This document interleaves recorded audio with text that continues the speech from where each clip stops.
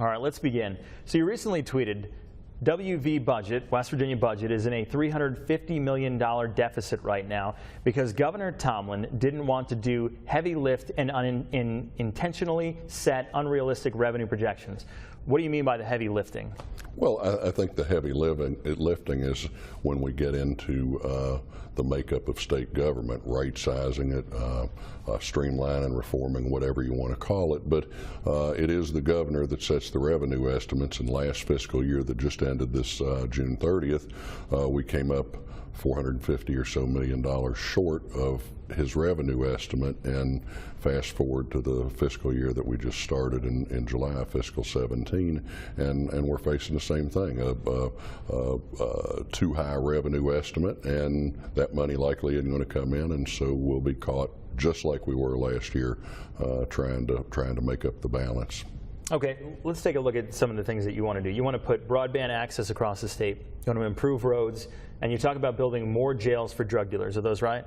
Well, I don't think that I've said build more jails for drug dealers, but certainly I want to send a message loud and clear as part of our drug program that you're not welcome in West Virginia, and if you get caught, we're going to punish you harshly. Right, but taking a look at these things, you know, even the first two, they're going to run a pretty steep bill. How do you expect to pay for them? Well, they are. Listen, everything that ails us in West Virginia virtually is fixed by putting people back to work in West Virginia. Less than half of our age able-bodied workforce work, 48% workforce participation, and quite frankly, that's just not sustainable.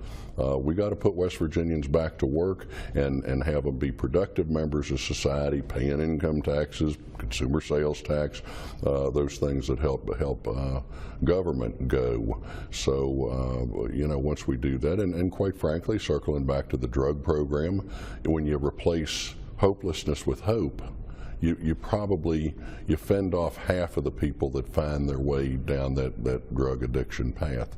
They all of a sudden have an incentive or a reason to want to stay clean, dry, or sober. Let's get to the budget now. You had a special session to address the state's budget. It ended up costing taxpayers a little bit more than $500,000, and that was when the Republicans had control of both the House and the Senate. Assuming you become governor, how do you prevent a messy situation like that happening again? Well, you start by having a proper revenue estimate. Now, I need to clear the record on this one.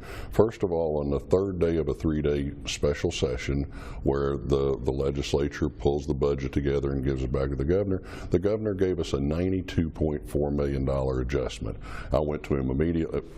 Down, you know, less money coming in, and I went to him immediately. I said, "You got to extend the special session." He said, "No, you don't have a plan." It's hard to come up with a plan with 13 hours to go. So he said, "We'll call you back in special session." Then we come back in special session, and again we're dealing with a $270 million shortfall, again generated by an improper revenue estimate by the governor and his people.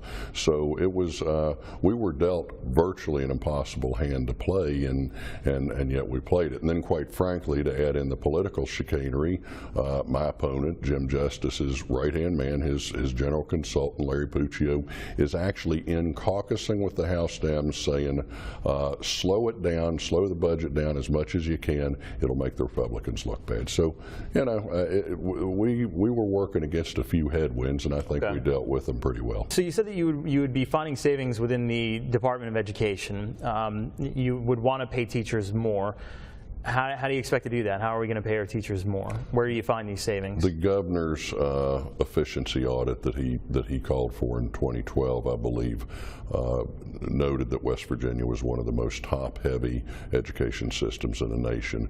To me, it's if we refocus those dollars, if we take, instead of a heavy bureaucracy based in Charleston, we repurpose those dollars. I'm not talking about investing less. I'm just saying let's spend it in the right places.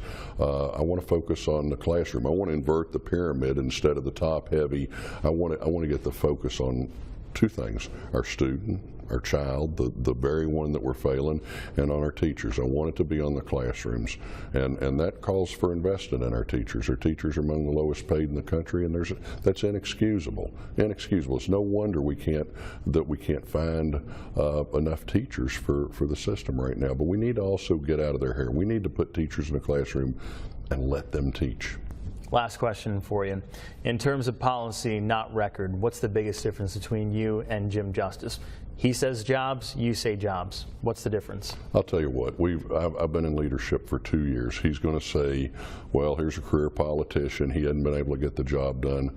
I'm going to say that in 2 years, we've done an awful good start. It takes more than 2 years to turn something around. We have decades of Democratic control in this state, and it's gotten us to where we've gotten. So I'd argue that in 2 years, we've done a lot. It does take a governor to move the state the next level forward, to get the over bureaucracy out of the way. But you know, with my opponent, he's already gone in and said he'll roll back the right to work bill that we passed. He'll roll back state prevailing wage, which has saved the taxpayers $22 million in the first 2 months, and he'll roll back legal reforms that have brought our insurance rates down in West Virginia. So he's a throwback to the old guard, and to me, I think the contrasts are there.